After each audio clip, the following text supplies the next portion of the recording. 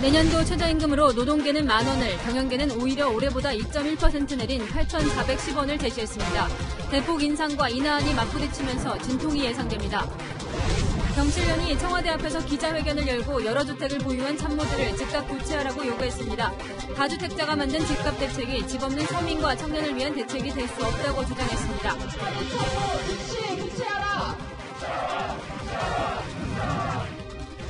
대전 지역 초등학교에서 학생 3명이 코로나19 확진 판정을 받았습니다. 학교 내 감염의 첫 사례로 추정됩니다. 경기도 의정부에선 아파트 같은 동 주민 6명이 감염돼 입주민을 전수검사하고 있습니다. 대규모 환매 중단 사태를 빚은 라임자산운용의 무역금융펀드에 대해 금융감독원이 사상 첫 전액 배상 결정을 내렸습니다. 다른 사모펀드의 피해 조정에도 영향을 줄 것으로 보입니다. 11월 미국 대선 전에 북미 정상회담이 한 번 더 추진될 필요가 있다고 문재인 대통령이 밝혔습니다. 청와대 관계자는 문 대통령의 생각에 미국 측도 공감하고 노력 중이라고 말했습니다. 일본 가와사키시가 현지 지자체 가운데 처음으로 혐한 시위를 처벌하는 조례를 만들어 시행에 들어갔습니다. 적발되면 최대 550만 원의 벌금이 부과됩니다.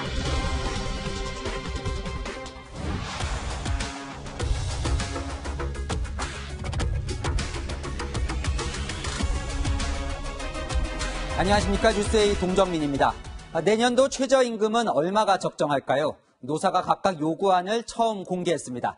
지금 최저임금은 8,590원인데요. 노동계는 10,000원으로 올리자고 경영계는 오히려 줄이자는 삭감안을 들고 나왔습니다. 치열한 줄다리기가 시작됐습니다. 첫 소식 이상현 기자입니다. 노동계는 지난해에 이어 올해도 내년도 최저임금으로 10,000원을 제시했습니다. 올해 최저임금 8,590원보다 16.4% 높은 금액입니다. 경영계는 올해보다 2.1% 낮은 8,410원을 요구했습니다.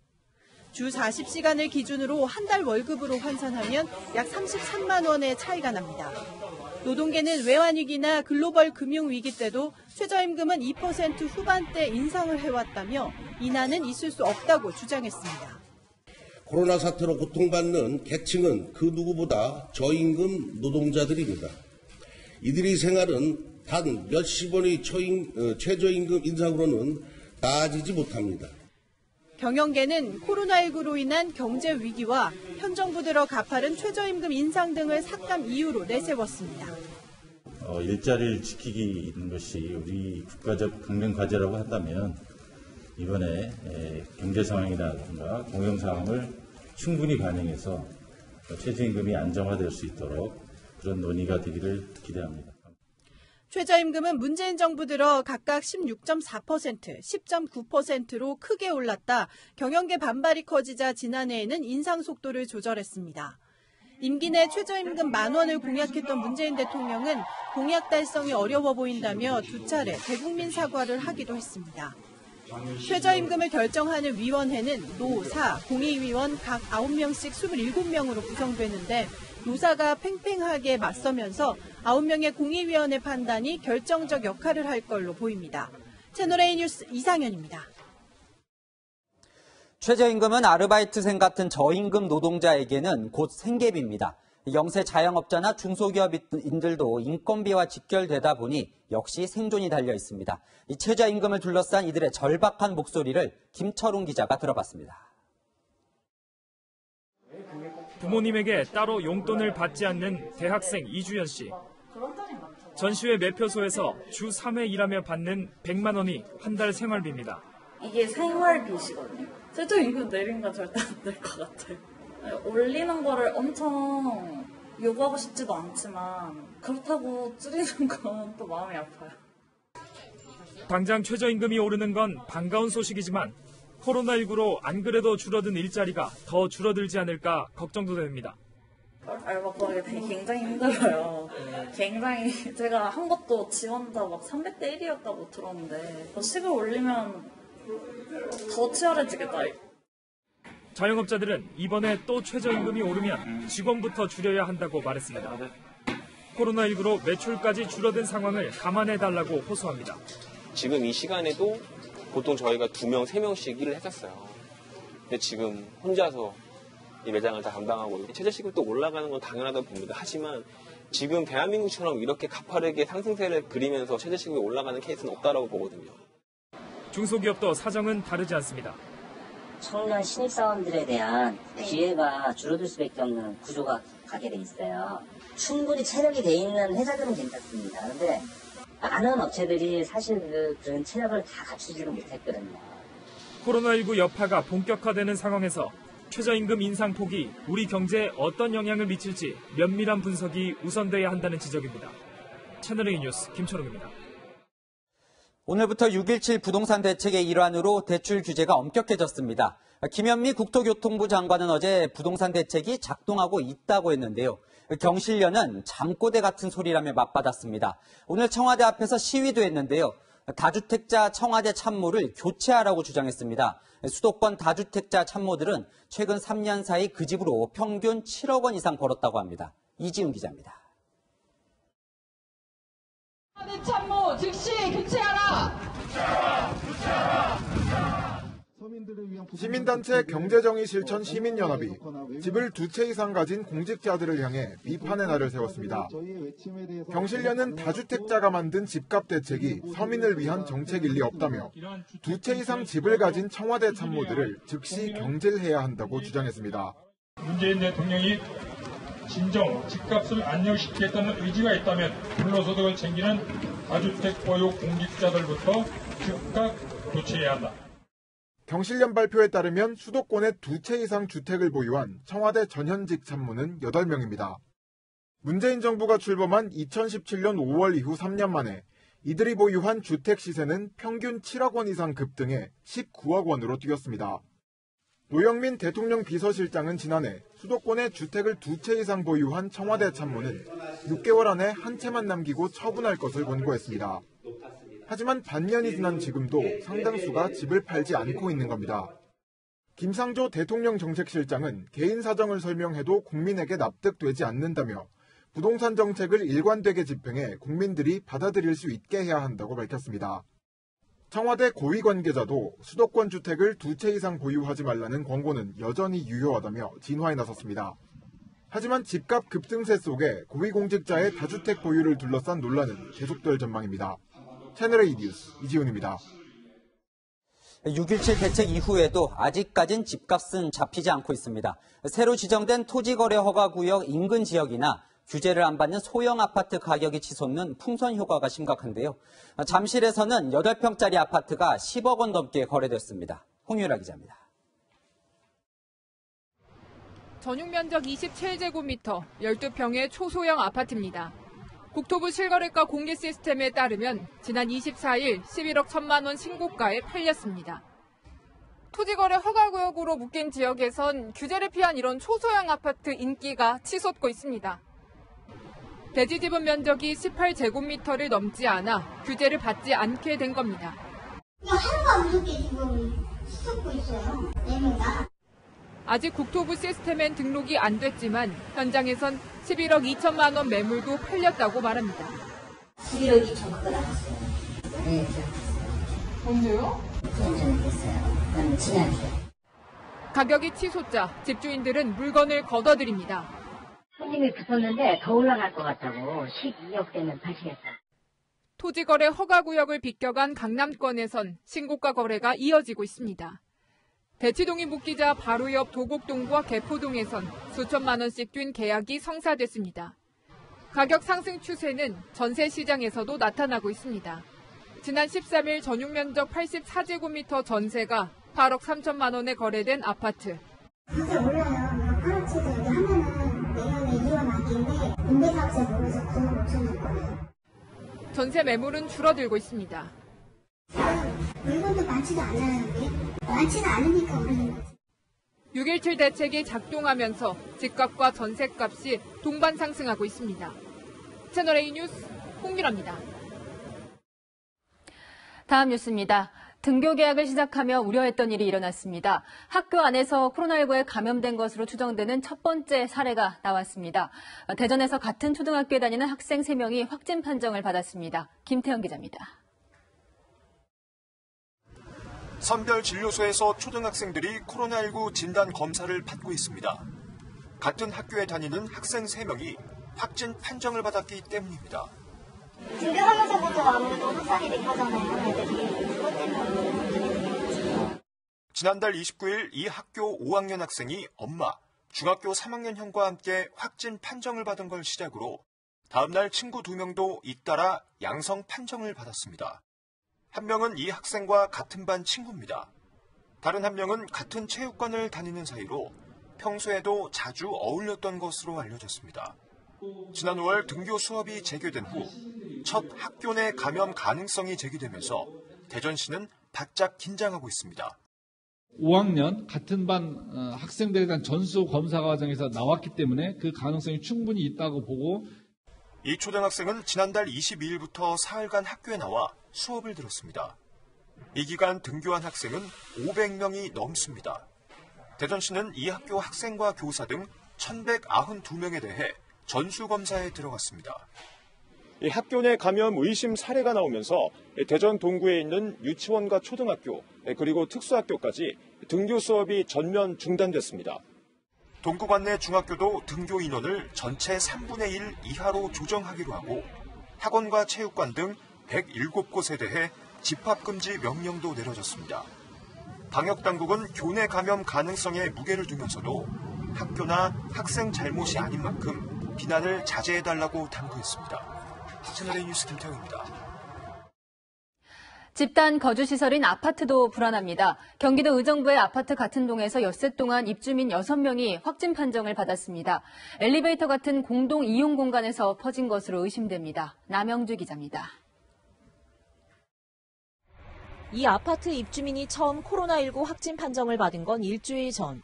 경기도 이천시 쿠팡 물류센터에 일하는 입주민과 아들을 시작으로 나흘 뒤 20대 여성 입주민이, 다시 이틀 뒤인 어제 60대 남성과 아들 2명 등 총 6명이 확진됐습니다. 아파트 같은 동 건물에서 엿새 동안 입주민 6명이 줄줄이 감염된 겁니다.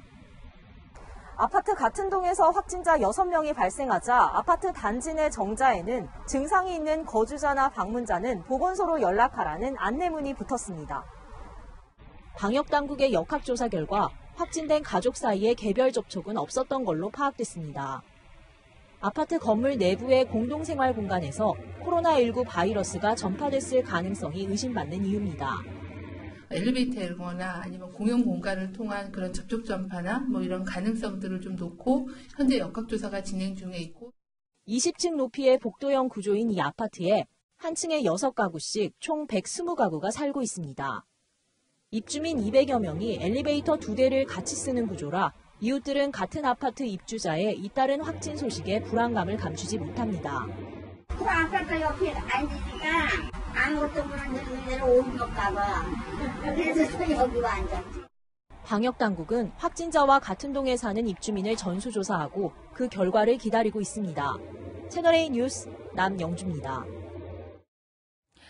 여전히 감염이 잡히지 않아서인지 마스크 사는 행렬이 줄지 않습니다. 오늘부터 숨쉬기 편한 침방울 차단용 마스크를 대형마트와 편의점에서 팔기 시작했는데 이른 아침부터 동이 났습니다. 조현선 기자가 현장 취재했습니다. 얇고 숨쉬기 편한 침방울 차단 마스크를 오늘부터 장당 500원에 판매하기 시작한 한 대형마트. 문을 열기 전부터 손님이 몰렸습니다. 어머니 몇 시 오셨어요? 한 9시 15분. 이렇게 좀 풀린다고 해서 이거 쓰다가 좀 답답하고 더우니까. 문을 열자마자 구매를 서두르는 사람들. 추가 구매가 가능한지도 묻습니다. 내일 나오나요? 오늘 알 수가 없네요, 저희가. 구매에 성공한 사람들은 마음이 놓입니다. 안 나왔으면 어떡해요? KF 80, 94 이거를 늘 썼는데 제가 운동을 하거나 오래 걷거나 덥고 땀나고 그래서 좀 얇은 걸 원했는데 좋습니다.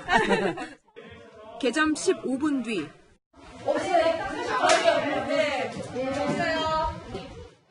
드디어 안내 방송이 나옵니다.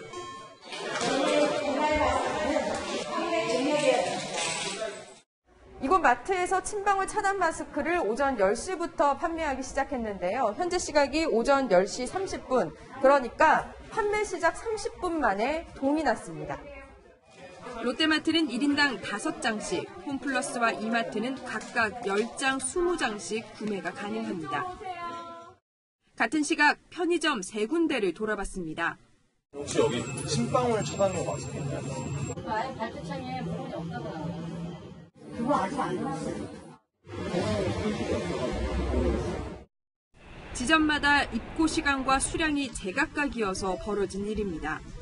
6월 한 달 침방울 차단 마스크 생산량은 5배 가까이 늘었지만 공적 마스크와 비교하면 20% 정도에 불과해 수요를 감당하긴 아직 부족하다는 지적도 나옵니다. 채널A 뉴스 조현선입니다.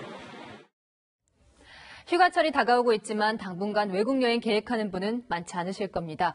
유럽이 우리나라를 포함해 14개 나라의 입국을 우선 허용합니다. 빗장은 풀렸지만 과연 예전처럼 여행할 수 있을까? 황아람 기자가 따져봤습니다.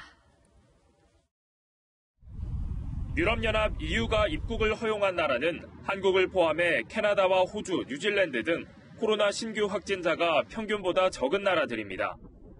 유럽의 외국인들의 입국이 허용된 건 지난 3월 이후 106일 만입니다. 시민들은 일단 해외여행을 갈 수 있다는 소식이 반갑습니다.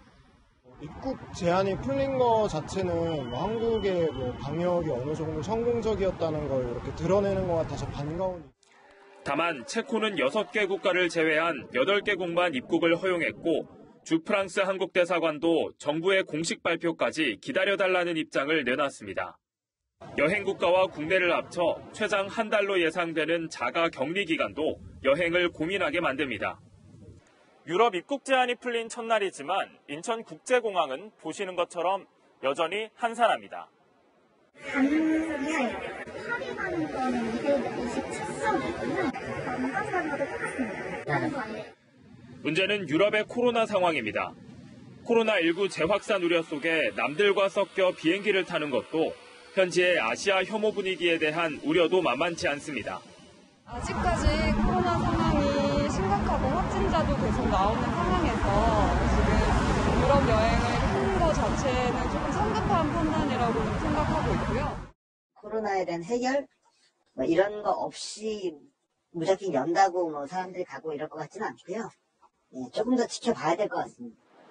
정부는 전 세계에 대해 특별 여행주의보를 발령했고 19일까지로 연장했습니다. 불가피한 사정이 아니면 여행하지 말라는 뜻입니다. 채널A 뉴스 황아람입니다. 코로나19 때문에 음주 단속이 적어졌다고 생각해서일까? 음주사고 뉴스 자주 전해드립니다. 인천에서도 음주운전자가 도로 위를 걷던 사람을 그대로 치고 달아나는 뺑소니 사고가 났습니다. 우현기 기자입니다. 늦은 밤 건널목이 없는 왕복 8차선 도로 위를 한 남성이 걸어갑니다. 잠시 뒤 갑자기 나타난 승용차가 남성 쪽으로 돌진합니다. 차에 치인 남성이 도로 위에 쓰러지자 뒤따라오던 차들이 차례로 멈춰섭니다. 50대 남성 운전자가 남성을 들이받고 도주한 건 어젯밤 11시 반쯤. 남성은 중상을 입고 병원으로 옮겨졌습니다. 사고가 발생한 도로 위에는 피해 남성이 신던 신발도 이렇게 남아있는데요. 승용차는 남성을 들이받고도 멈추지 않고 그대로 달아났습니다. 당시 승용차는 도로 중앙 화단 옆 1차선을 달리고 있었는데 같은 차선으로 걸어가던 남성을 들이받았습니다. 달아난 남성을 뒤쫓기 시작한 경찰. 사고 차량 뒤에서 운전하던 여성의 신고가 결정적이었습니다. 그 아줌마가 차 넘버를 이제 외워가지고 경찰한테 해서 경찰은 차량 번호를 조회해 사고 장소에서 10km 떨어진 남성의 집을 찾았고 사고가 난 지 1시간 만에 이 남성을 붙잡았습니다. 남성은 면허 취소에 해당하는 만취 상태였습니다. 경찰은 도주치상과 음주운전 혐의로 입건하고 구속영장도 신청할 계획입니다. 코로나19가 한창이던 올해 1월부터 3월까지 음주운전 사고는 지난해 같은 기간보다 24%가량 늘었습니다. 음주 단속 빈도가 좀 작년에 비해서는 좀 줄어들었고 사람들 사이에서도 단속을 안 하나 보다 코로나 때문에 그런 인식도 있고 해서 경찰은 지난 4월부터 비접촉 방식을 통해 음주 단속을 강화했고 4월에는 음주사고 증가세가 꺾인 것으로 집계됐습니다. 채널A 뉴스 우현기입니다. 유명 래퍼가 마약 검사를 요구하는 현직 경찰의 실명을 공개하고 모욕적인 표현을 사용해 논란입니다. 과거에 이미 마약 전과도 있고 대마초 합법화 운동도 벌이고 있어 더 구설수에 올랐습니다. 구자준 기자입니다. 래퍼 빌 스택스가 SNS에 현직 경찰을 겨냥한 글을 올린 건 오늘 새벽 1시쯤입니다. 지난 4월 마약 수사팀 형사와 주고받은 문자 내용을 올리며 경찰의 실명까지 그대로 노출했습니다. 대마초는 마약이 아니라면서 이 경찰을 조롱하기도 했습니다. 빌 스택스는 대마초 합법화 운동을 벌이며 SNS에 대마초로 추정되는 사진을 올려왔습니다. 그런데 이 사진이 국민신문고에 제보됐고 지난 4월 경찰은 내사에 착수했습니다. 경찰은 소변 검사를 요구했지만 빌 스택스는 현재 마약을 하지 않고 매달 보호관찰소에서 성실히 검사를 받고 있다며 거부했습니다. 경찰은 보호관찰소 검사 결과가 모두 음성이어서 추가적인 강제 수사에 나서지 못하고 사건을 종결했습니다. 강제 수사를 하려면 범죄 혐의가 인정되거나 도주 및 증거인멸 우려가 있어야 하는데 명확한 증거가 없는 경우 본인이 거부하면 강제로 검사할 수 없습니다. 빌 스택스는 2년 전에도 마약류를 투약하고 구매한 사실이 인정돼 징역 1년 6개월에 집행유예 2년을 선고받았습니다. 마약 투약 의혹에 대한 내사는 종결됐지만 빌 스택스의 SNS 글은 또 다른 문제가 될 수 있다는 지적입니다. 명예훼손에 해당할 가능성이 높아 보이고 이런 경우에 정보통신망법 위반으로 처벌 가능성이 높습니다. 경찰도 법적 대응에 나서는 방안을 검토하고 있습니다. 채널A 뉴스 구자준입니다. 수천 명의 피해자를 낳은 라인펀드 사태에 대해 금융감독원이 일부 피해자들의 투자액을 전액 반환해야 한다는 결론을 냈습니다. 투자액 전액 반환 결정은 사상 처음입니다. 다른 사모펀드 피해 구제에도 영향을 미칠 것으로 보입니다. 황규락 기자입니다.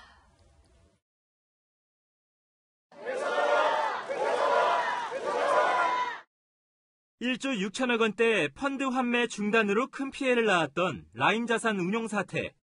금융감독원이 사상 처음으로 일부 피해자들에게 투자원금 전액을 반환해야 한다는 결정을 내렸습니다. 투자자의 자기 책임 원칙을 정상적으로 물을 수 없는 상황이 인정되어 최초로 투자원금 전액을 반환토록 결정하였습니다. 전액 반환 대상은 2018년 11월 이후 판매된 라인 무역금융펀드의 분쟁조정 신청 4건입니다. 계약 체결 시점에 이미 100% 가까운 손실이 발생했지만 수익률과 투자 위험 등을 허위로 기재하는 등 투자자들의 착오를 유발한 것이 인정된다고 설명했습니다. 이번 결정에 대해 사모펀드 투자 피해자들은 일단 환영 의사를 밝혔습니다. 하지만 전체 펀드 중 1,600억 규모의 일부 펀드에 대해서만 결정이 내려졌고 나머지는 손해가 확정되지 않아 분쟁 조정조차 언제 시작할지 모른다는 입장입니다. 분쟁 조정조차 가지 못하고 기다리고 있는 상태예요. 계약 취소가 선례가 돼서 다른 펀드들도 100% 환불될 수 있도록. 이번 결정은 대규모 환매 중단으로 영업정지가 내려진 옵티머스 자산운용 등 다른 피해 사태에도 영향을 미칠 전망입니다. 이런 가운데 검찰은 부실을 알고도 라인펀드 2,769억 원어치를 판매한 의혹을 받고 있는 신한은행을 압수수색했습니다. 채널A 뉴스 황규락입니다.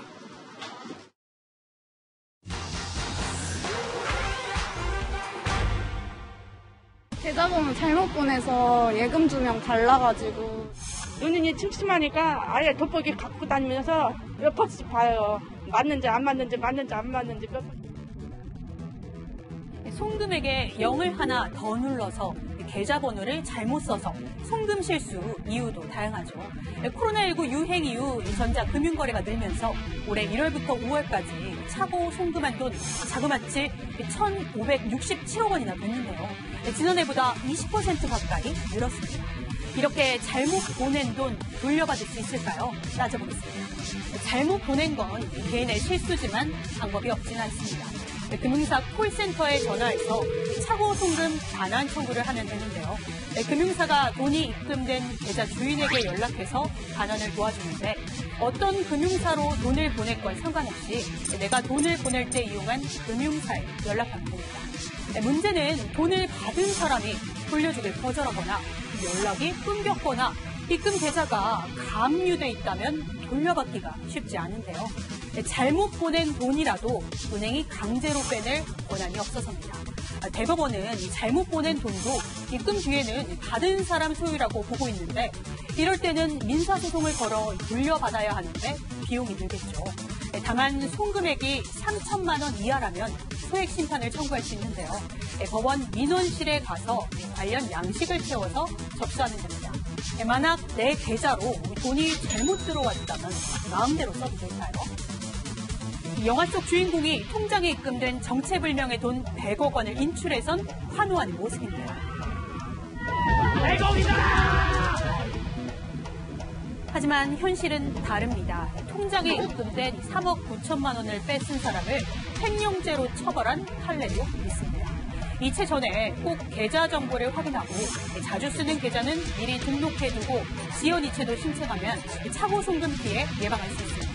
이 밖에도 궁금한 점 팩트맨에 많은 제보 부탁드립니다. 이상 팩트맨입니다. 코로나19 탓에 대면 수업을 받지 못한 대학생들이 등록금을 돌려달라며 집단행동에 나섰습니다. 등록금 3분의 1을 돌려달라며 소송을 냈는데요. 대학도 나름 고민은 있습니다. 이은우 기자입니다. 대학생들이 학교 이름이 빽빽히 적힌 현수막을 들고 있습니다. 대한민국 정부와 각 대학들을 피고인으로 적시한 민사소송 소장 확대본입니다. 전국 46개 대학 3,400여 명에 이르는 학생들이 등록금 반환을 요구하는 집단 소송을 낸 겁니다. 피고 대한민국과 대학은 300만 대학생의 요구에 응답하라. 코로나19 때문에 온라인 수업을 하느라 수업질이 떨어졌으니 등록금을 일부라도 돌려달라는 논리입니다. 학생 1인당 사립대는 100만 원, 국립대는 50만 원을 돌려달라고 요구했는데 모두 더하면 32억 원이 넘습니다. 대학 측은 학생들의 요구를 이해 못하는 건 아니지만 등록금 반환은 별개 문제라는 입장입니다. 강의 방식과 상관없이 고정인건비 지출이 상당한 데다 온라인 강의 시스템을 만드는 데도 재원이 들어가 반환 여력이 거의 없다는 겁니다. 학교도 재정 지출이 없었던 거는 아니에요. 많은 학교가 그 온라인 시스템을 준비하기 위해서 새로 정비를 많이 하셨을 거예요. 대학 가운데 처음으로 평균 30만 원씩 등록금을 반환하기로 결정한 건국대도 성적 장학금을 없애고 사업비를 줄여야 했습니다. 대학이 먼저 등록금 인하에 나서기 쉽지 않은 상황에서 등록금 반환 집단 소송에 합류하는 학생들은 계속 늘어날 전망입니다. 채널A 뉴스 이은우입니다. 정부도 답을 내놨습니다. 학생당 등록금의 10% 수준인 40만 원을 돌려주겠다는 겁니다.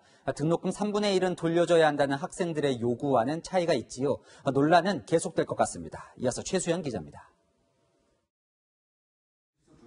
정부와 더불어민주당이 대학 등록금의 10%를 학생들이 돌려받을 수 있도록 대학에 예산 지원을 하기로 했습니다.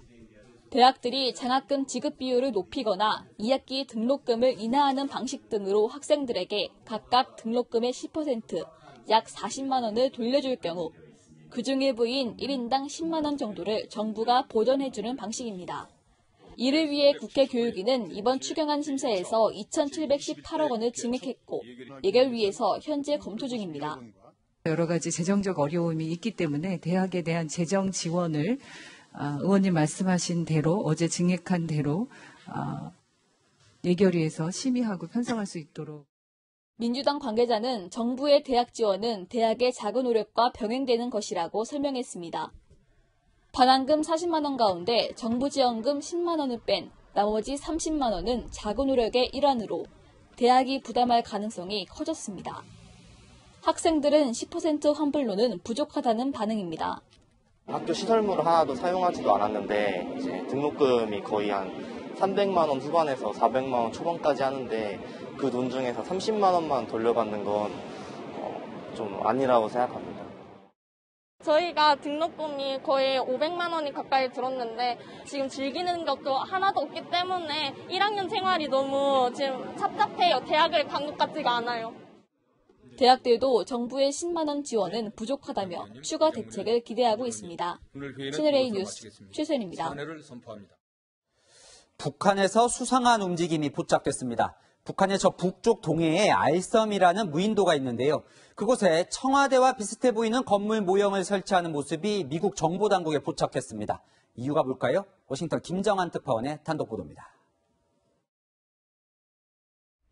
대형 레이더 2개가 장착된 미 해군 탄도탄 추적함 하워드 로렌젠호입니다. 북한이 남북 연락사무소를 폭파하며 한반도 긴장을 고조시키자 일본에서 미사일 도발을 감시하고 있는데 이틀 전 바다로 긴급 출항하는 등 움직임이 심상치 않습니다. 이런 가운데 미 당국은 지난달 중순 북한이 미사일 표적으로 쓰는 함경북도 길쭉은 무수단리 앞 무인도 알섬에서 수상한 움직임을 포착한 것으로 전해졌습니다. 북한이 150m 남짓한 작은 바위섬에 청와대 또는 국방부 청사 모형의 건물을 가로 세로 높이 각각 10에서 12m 크기로 짓고 있는 것으로 전해졌습니다. 미 행정부 관계자는 채널A에 해당 시설을 폭파하는 모습을 북한 매체를 통해 내보내는 선전용 또는 군사훈련용으로 보인다고 설명했습니다. 북한은 2016년에도 김정은 국무위원장이 지켜보는 가운데 청와대 모형 타격 훈련을 한 바 있습니다. 연평도의 불바다를 기어이 청와대의 불바다로 이어놓고 남조선 괴뢰들을 멸망의 구렁텅이에 영원히 처박아 놓을 투지와 용맹을 남김없이 과시했습니다. 북한이 알섬에 건설 중인 우리 정부 건물 모형은 수준에 완공될 것으로 전해졌습니다. 남북 간 군사적 긴장이 다시 고조될 경우를 대비해 보다 철저한 상황 파악과 대처가 필요해 보입니다. 워싱턴에서 채널A 뉴스 김정환입니다. 11월 미국 대선 전에 북미 정상회담이 필요하다. 청와대가 오늘 공개한 문재인 대통령 발언입니다. 북한과 미국 사이를 중재하려는 우리 측의 움직임이 다시 시작된 건데요. 미국도 관심이 있어 보입니다. 김윤수 기자입니다. 문재인 대통령이 북미 정상회담 중재에 나섰습니다. 문재인 대통령은 어제 EU 상임의장 등과의 화상회의에서 미국 대선 이전에 북미 간 다시 마주 앉아 대화를 나눌 수 있도록 전력을 다하겠다고 밝혔습니다. 2019년 6월 판문점 회담 이후 중단된 북미 정상회담을 다시 개최하도록 하겠다는 겁니다. 문 대통령은 미국이 대선 이전에 북미 간 대화 노력을 한 번 더 추진할 필요가 있다는 말도 했습니다. 청와대 고위 관계자는 북한이 개성 연락사무소를 폭파한 이후 청와대와 백악관 사이 협의를 해왔다면서 미국도 북미 정상회담 개최 필요성에 공감하고 있다고 전했습니다. 남북 경협을 통한 남북관계 개선 구상이 북한의 도발로 차질을 빚자 북미 대화 중재 카드를 다시 꺼내든 것으로 보입니다. 청와대 관계자도 북미 정상회담은 북한 핵 문제 해결을 위한 첫발이자 디딤돌이라고 설명했습니다. 청와대와 미국은 북미 정상회담 성사를 위한 물밑 조율을 이어가고 있는 것으로 알려졌습니다. 중국 변수 때문에 트럼프 대통령이 김정은 위원장 만나서 소위 돌파구를 마련하라. 공화당 대선 전략이 도움이 된다. 이런 분위기를 만들고 있습니다. 스티브 비건 미국 국무부 부장관의 다음 주 방한 여부가 주목받는 이유입니다. 일본 요미우리 신문은 비건 부장관이 방한 기간 북측 관계자에게 트럼프 대통령의 메시지를 전달할 거라고 보도했습니다. 하지만 청와대는 비건 부장관이 방한할지 확정되지 않은 상황이라며 보도 내용을 부인했습니다. 채널A 뉴스 김윤수입니다.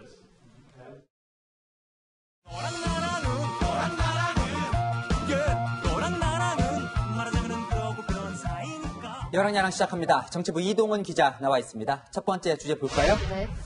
장관의 의도를 서술하시오. 네. 저에게 된 문제일까요? 네, 일단 어제 김현미 국토교통부 장관이 국회에서 한 이야기를 들어보시죠. 지금까지 정책은 다 종합적으로 작동하고 있다고 봅니다. 잘 가고 있습니까? 작동하고 있다고 봅니다. 작동한다는 게 무슨 뜻이에요? 모든 정책들이 저희들이 발표를 했지만 어떤 것들은 시행된 게 있고 어떤 것들은 아직 시행되지 않는 상태에 있기 때문에요.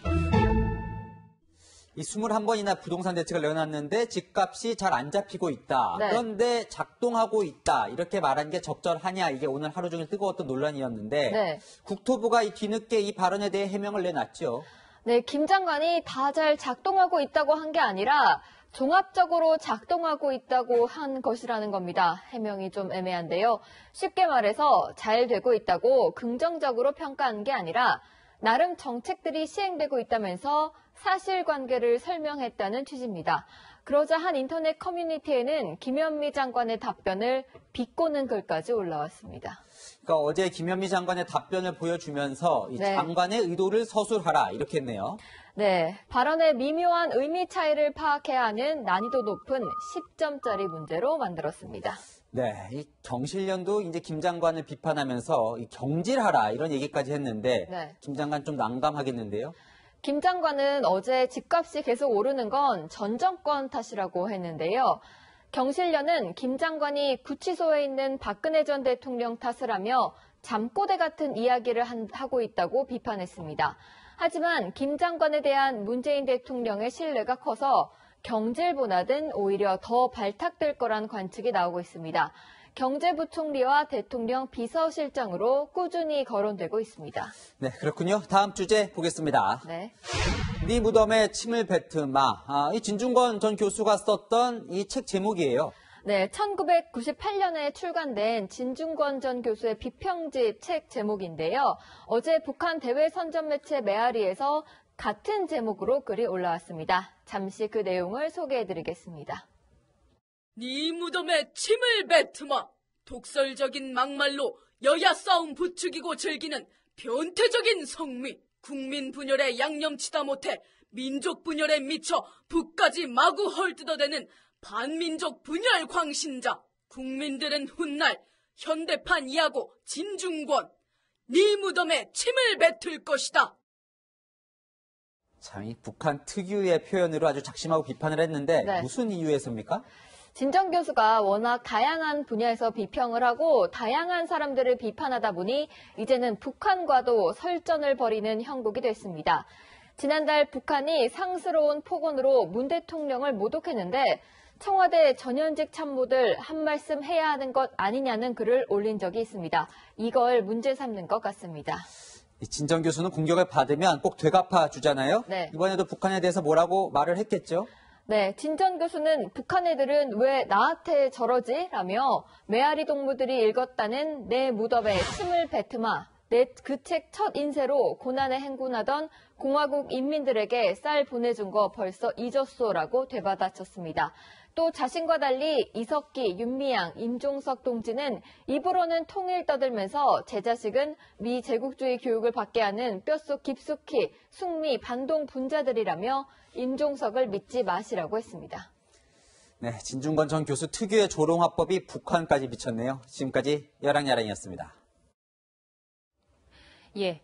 홍콩 보안법, 홍콩 시내에서 홍콩 독립만 외쳐도 범죄가 되는 법입니다. 홍콩 반환 23주년인 오늘 딱 시행됐습니다. 첫날부터 70명이 넘게 체포됐습니다. 성혜란 특파원입니다. 홍콩 번화가에 시민 수백 명이 모여 구호를 외칩니다. 반중 세력을 뿌리 뽑기 위해 종신형까지 내릴 수 있도록 한 홍콩 보안법이 본격 시행됐지만 홍콩 시민들은 또 거리로 나온 겁니다. 홍콩 독립 깃발을 가지고 있던 시민 한 명이 첫 체포 대상이 됐고 이 밖에도 보안법 위반과 불법 시위 혐의로 70명 이상이 경찰에 붙잡혔습니다. 홍콩 경찰은 보안법에 따라 체포할 수 있다는 현수막으로 경고의 뜻을 전했지만 도심에는 수천 명이 모였습니다. 폼페이오 미 국무장관은 중국이 홍콩을 집어삼키는 것을 좌시하고만 있지 않을 것이라고 경고했고 미국 의회는 홍콩 시민들의 난민 지위를 주는 법안까지 발의했습니다. 중국은 배를 타고 홍콩을 몰래 빠져나가는 수배 대상을 진압하는 듯한 훈련 영상까지 공개하며 반정부 인사들을 압박했습니다. 演练规则是在不法分子欺诈逃跑、杀倒后，侦查队员通过大型直升机实施空中搜索侦查。 영국과 일본을 포함한 27개국도 홍콩 보안법이 일국양제를 훼손하고 인권에 영향을 미칠 수 있다며 폐지를 촉구했습니다.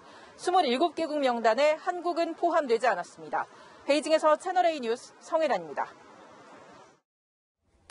한국인은 떠나라, 맞아야 한다. 일본에서는 혐한 집회에서 이런 발언을 해도 문제가 안 됐습니다.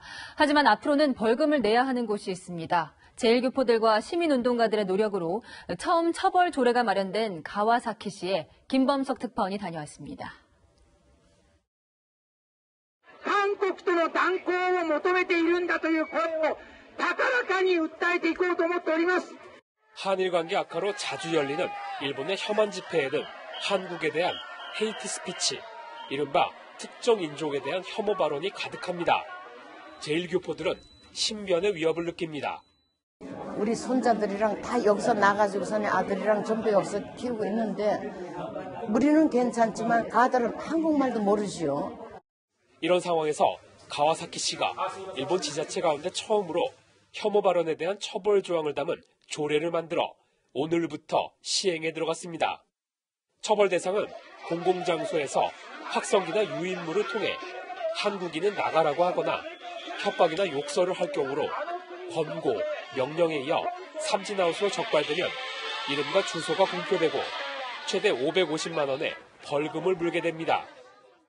이곳 가와사키는 약 3만 명의 제일교포가 사는 일본 간토의 대표 지역으로 약 50년간 차별에 맞서 인권운동을 벌여온 곳입니다. 제일교포들과 시민운동가들은 기자회견을 열고 한 목소리로 환영했습니다. 許さないだけでなく、差別が犯罪として罰せられるという社会正義が示された。在日コリアン問題って言われますけどもね、それは逆であって日本人の問題なんです。先ほどお話のように、日本人はね、あまりの無責任に眺めてきたっていう。 일본의 수출 규제 1년, 한일 외교적 갈등이 여전한 가운데 이번 조치가 일부 혐한 분위기에 어떤 영향을 미칠지 관심이 쏠립니다. 가와사키에서 채널A 뉴스 김범석입니다. 걸그룹 블랙핑크의 신곡 뮤직비디오입니다. 1억 조회수를 방탄소년단보다 빠르게 돌파했습니다. 노래 못지않게 멤버들의 한복 의상도 전 세계적인 관심을 받고 있습니다. 사공성근 기자가 블랙핑크의 한복 디자이너를 만났습니다. 1년 2개월 만에 복귀한 블랙핑크. 뮤직비디오가 공개된 지 32시간 만에 유튜브에 1억 조회수를 돌파했습니다. 세계에서 가장 빠른 기록으로 방탄소년단의 종전 기록도 넘어섰습니다. 해외에선 찬사가 이어집니다. They're unbelievable. Phenomenon is not even a word. You have to invent a new word for this group. 블랙핑크의 복귀를 갈망했던 세계 팬들의 반응은 폭발적입니다. 도발적인 멜로디만큼이나 팬들의 감성을 사로잡은 건 무대 의상이었습니다. 색색의 놀이개는 견장처럼 어깨에 장식됐고 분홍색 저고리는 배꼽티로 재탄생했습니다. 제니 씨가 입었던 옷 같은 경우는 도포를 모티브로 한 옷이고 로제 씨는 가슴 가리개 그리고 천릭을 모티브로 한 옷을 입었습니다. 한국적인 문양은 모두 궁궐에서 쓰이던 전통 보자기 문양에서 영감을 받은 겁니다. 도포와 천릭 등 남성 복식들도 여성 복식으로 재해석됐습니다. 서양 쪽에서 이런 조금의 동양풍의 옷을 보면은 인식이 기모노라는 인식이 먼저 들었던 것 같아요. 한복이라는 인식을 좀 더 심어준 계기가 된 것 같고. 해외 명품 브랜드 모델로도 활동 중인 멤버들은 이번 한복 의상 기획 때 아이디어를 제공했습니다. 한복의 아름다움이 알려지자 한복 구매에 나선 해외 팬들도 늘고 있습니다. 채널A 뉴스 사공성근입니다. 코로나19가 지지 않을 것 같았던 태양의 서커스마저 파산 위기에 놓이게 했습니다. 움직이는 마을이라 불릴 정도로 전 세계 대형 투어 공연을 하는 회사다 보니 빚이 1조 원을 넘겼습니다. 이현용 기자가 보도합니다. 날개라도 달린 듯 공중을 날아다니고 옷에 불을 붙이고도 여유롭습니다. 극한의 동작과 독특한 의상, 여기에 화려한 무대 장치가 어우러져 1984년 창단 이래 세계 2억 관객을 모은 태양의 서커스입니다. 세계 투어 때마다 무대와 연습실, 의상실과 주방 등 모든 장비를 들고 다녀 거대 천막에는 움직이는 마을이란 이름이 붙을 정도. 공연당 가족과 자녀들의 학교까지 설치되기도 했습니다. 연매출 우리 돈 약 1조 2천억 원, 공연단 차원을 넘은 거대 기업입니다. 하지만 지난 3월부터 전 세계 공연이 줄줄이 취소됐습니다. 결국 태양의 서커스는 캐나다 현지 법원에 파산 보호 신청을 했습니다. 부채는 약 1조 2천억 원, 전체 인력의 95%인 4,500여 명을 무급 휴직 처리한 데 이어 이중 약 3,500명을 일시 해고했습니다. 지난 2018년 내한 공연의 관람권은 7만 원에서 최고 26만 원, 두 달 동안 258억 원어치를 팔았지만 문제는 이런 매출 구조였습니다. 많은 사람들을 운집시켜서 그 사람들에게 고가의 입장료를 받고 매출 구조에 거의 전적으로 다른 공연단체보다도 더 심하게 타격을 입을 수밖에 없었던. 거액의 중계권 수익을 얻는 스포츠 산업과는 사업 구조가 달랐던 겁니다. 서커스를 종합예술의 경지로 이끌며 콘텐츠 산업의 블루오션으로 꼽혔지만 코로나 시대 새로운 생존법을 모색해야 할 처지에 놓였습니다. 채널A 뉴스 이현용입니다. 코로나19에 적응하기 위해 지구촌 곳곳이 특이하게 바뀌고 있습니다. 남미 페루의 대형 클럽은 슈퍼마켓으로 변신했고 미국의 주 의원들은 아이스링크에서 회의를 열었습니다. 유주은 기자입니다. 화려한 조명 속에 사람들이 춤추며 환호하던 무대는 식료품이 빼곡히 담긴 선반으로 변했습니다. 공 모양의 디스코볼이 내걸렸던 곳은 음료 판매대로 바뀌었습니다. 지난 3월 영업 금지 조치가 내려지기 전까지 페루 수도 리마에서 일부 시민들에게 인기를 끌던 대형 클럽입니다. 엄격한 봉쇄 속에 개점 20년 만에 최대 위기를 맞은 클럽이 결국 새로운 생계 방식을 찾은 겁니다. 화려한 옷을 입고 춤을 추던 직원들도 이젠 유니폼을 챙겨 입고 물건 정리를 합니다. Tenemos que pues ver la forma de cómo trabajar ahora en estos tiempos difíciles y fue un momento nada de que reinventarnos. 가동이 멈춘 미국 UN 푸셔주의 아이스링크장. 마스크를 쓴 하원 의원들이 띄엄띄엄 앉아 있습니다. 사회적 거리두기 차원에서 처음으로 주 의사당 밖에서 회의가 진행됩니다. It's a very unique time in New Hampshire's history to do this, and it's the pandemic that drove us to do this with the social distancing necessary. 그제 하루에만 미국에서 신규 확진자는 4만 8천여 명이 발생해 최고 기록을 세웠습니다. 의회 청문회에서는 더 비관적인 경고도 나왔습니다. I would not be surprised if we go up to 100,000 a day if this does not turn around. 텍사스와 플로리다, 캘리포니아 등 주정부는 술집과 체육관을 포함한 일부 장소에 대해 다시 봉쇄 조치를 내렸습니다. 채널A 뉴스 유주은입니다. 국회에서 더불어민주당 나홀로 3차 추경안 심사가 진행 중인데요. 국회 예산정책처가 100개 넘는 정부 사업에 문제를 제기했지만 반영된 건 단 한 건뿐입니다. 정의당마저 졸속 심사라며 회의장을 나갔습니다. 전혜정 기자입니다. 국회 예산정책처는 728페이지 분량의 보고서에서 3차 추가 경정 예산안에 116개 사업을 골라내 조목조목 문제점을 지적했습니다. 하지만 통합당 의원들이 빠진 상임위 논의 과정에서 예산정책처의 문제점 지적은 한 건만 반영됐습니다. 국방부의 장병교육 관련 예산을 삭감한 게 전부였습니다. 저소득층에게 생계비를 지원하는 긴급복지 지원 사업의 경우 1차 추경 당시 2천억 원이 증가됐는데도 실제 집행률은 저조했다고 지적했지만 보건복지위는 관련 추가 예산을 그대로 통과시켰습니다. 해외 인도적 지원 사업과 장기 실업자 생활 안정자금 지원 사업도 구체적인 계획이 없다는 지적을 받았지만 각각 외교통일위와 환경노동위에서 원안대로 통과됐습니다. 또 비대면 산업 육성을 위한 AI 융합 프로젝트 사업의 경우 중복 사업이 지적됐지만 과학기술정보방송통신위를 통과했습니다. 그러다 보니 졸속 심사에 항의하며 정의당 의원이 상임위 회의장을 박차고 나가는 일까지 있었습니다. 정부 여당의 졸속 국정 운영에 깊은 유감을 표명하고 싶습니다. 예산정책처는 분석 결과는 참고자료이자 권고사항이라고 설명했지만 거대 여당이 독립적인 재정분석기구인 예산정책처의 지적을 무시했다는 비판을 피하기 어려워 보입니다. 민주당은 내일 증액심사를 마치고 모레 예결위 전체 회의와 본회의를 열어 3차 추경안을 통과시킬 계획입니다.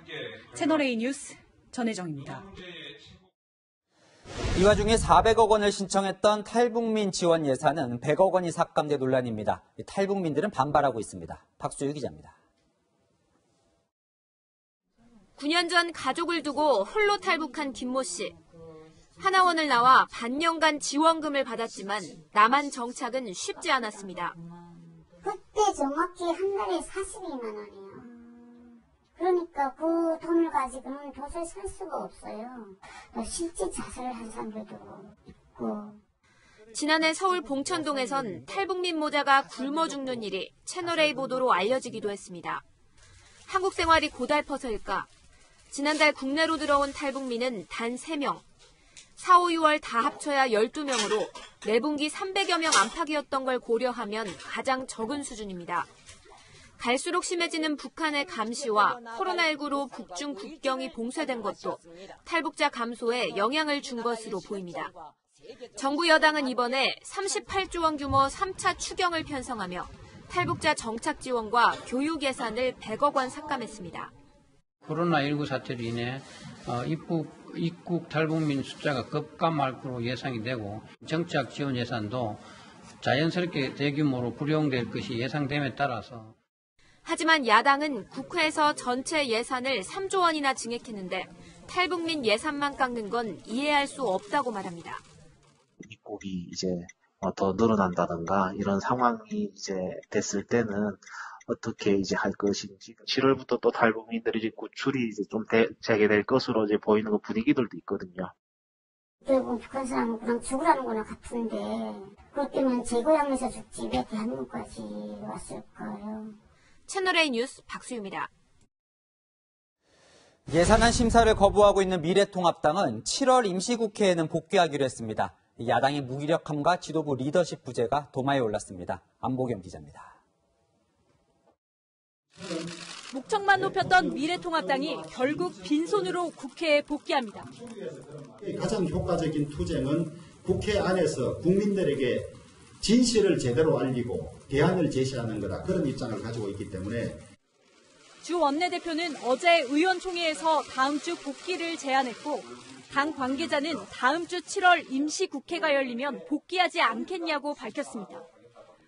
통합당은 복귀 명분으로 정권의 실정 폭로, 진실규명을 내세웠지만 지도부의 전략 부재와 야당의 무기력함을 고스란히 드러냈다는 지적이 나옵니다.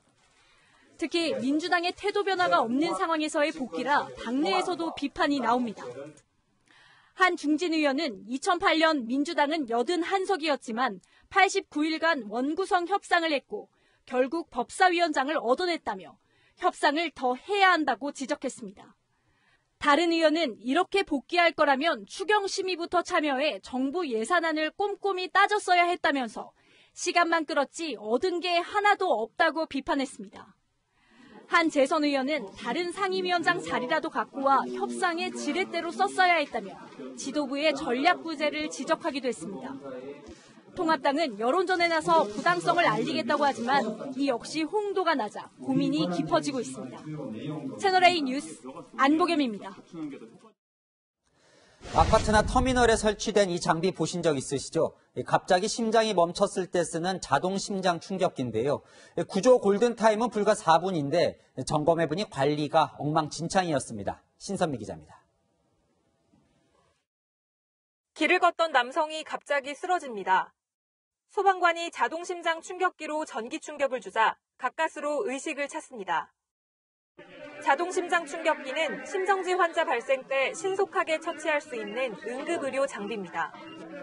구조 골든타임인 4분 안에 사용하면 생존율은 80%까지 올라갑니다. 500세대 이상 공동주택은 이 자동심장 충격기를 필수로 설치해야 합니다.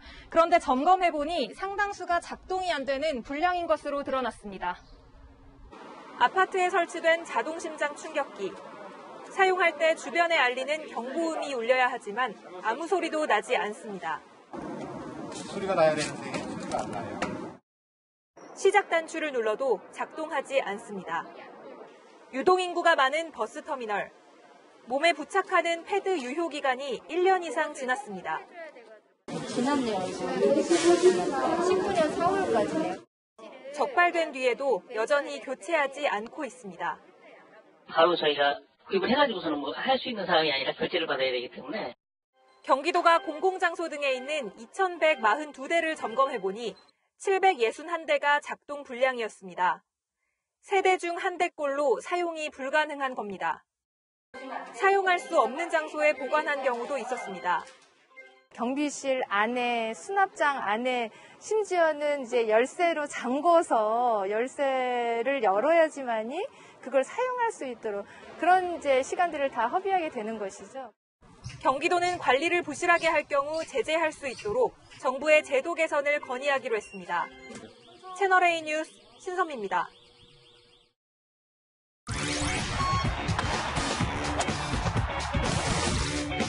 한국 스포츠를 들었다 놨다 했던 스타들을 만나봅니다. 1992년 바르셀로나 올림픽 마라톤에서 일본 선수를 떨쳐내고 기적을 일궈낸 황영조의 경기 장면을 기억하시는 분들 많을 텐데요. 나 때는 말이야, 김민곤 기자입니다.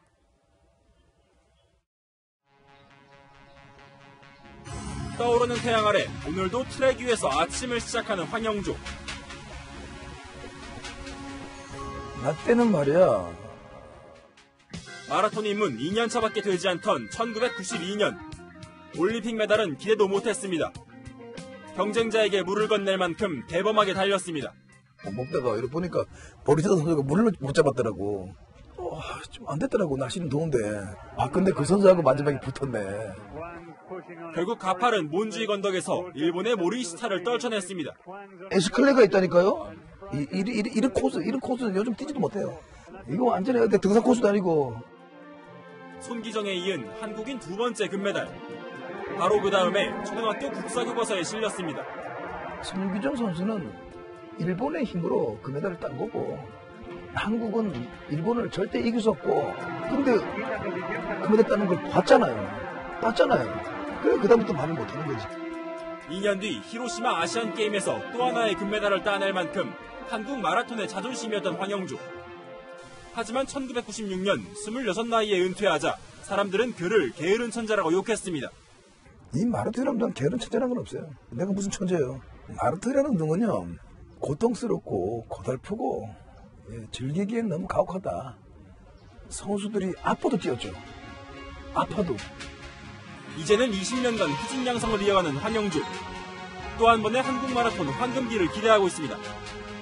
채널A 뉴스 김민곤입니다. 장맛비의 최대 고비를 지나 장마전선은 남해의 먼 바다로 물러난 상태입니다. 며칠간 장맛비는 잠시 쉬어가겠고요. 내일의 날씨 키워드는 찜통더위와 소나기입니다. 내일 서울과 대구는 29도까지 오르고 대전 30도로 예상하고 있습니다. 볕도 쨍하게 내리쬐면서 전국적으로 자외선 지수도 매우 높은 단계가 예상됩니다. 다만 내일도 습도가 높아서 종일 꿉꿉하고 불쾌 지수도 높겠습니다. 내일 기온이 급격히 오르는 낮 시간대부터는 대기가 불안정해져서 서울 등 내륙 많은 곳에 소나기가 지나겠습니다. 양은 5에서 40mm로 예상됩니다. 지역에 따라서 단시간에 요란하게 쏟아질 수 있겠습니다. 밤사이에는 서해안에서 바다 안개가 유입되는데요. 내일 아침까지 내륙에 짙은 안개가 끼겠고 특히 중부 내륙에는 가시거리 1km 미만으로 시정이 매우 나쁩니다. 조심해서 이동하시기 바랍니다. 주말까지 내륙은 찜통더위가 이어지겠고요. 일요일부터는 남해안을 시작으로 다음 주 화요일까지는 남부 지역에만 장맛비 소식이 있습니다. 날씨였습니다. 1998년 외환위기 이후 처음 노동계와 사용자, 정부가 하나 되는 노사정 대타협이 이루어질 뻔했습니다. 하지만 협약식에 가려던 민노총 위원장이 반대하는 내부 세력에 감금당했습니다. 노사정 합의에 참여하지 않던 민노총, 이번만큼은 위원장이 반드시 참여하려 했다고 하죠. 그만큼 코로나19 경제 위기가 절박한 상황이라 더욱 아쉽습니다. 나부터 살자가 아니라 함께 살자 노력도 있습니다. 힘든 사장님들을 위해 최저임금 받는 알바생들이 많이 사먹기 운동을 하고 사장님들은 최대한 해고를 안 하겠다 이렇게 노력도 하고요. 노사정 타협, 최저임금 협상 꼭 웃으며 끝났으면 좋겠습니다. 내일도 뉴스입니다.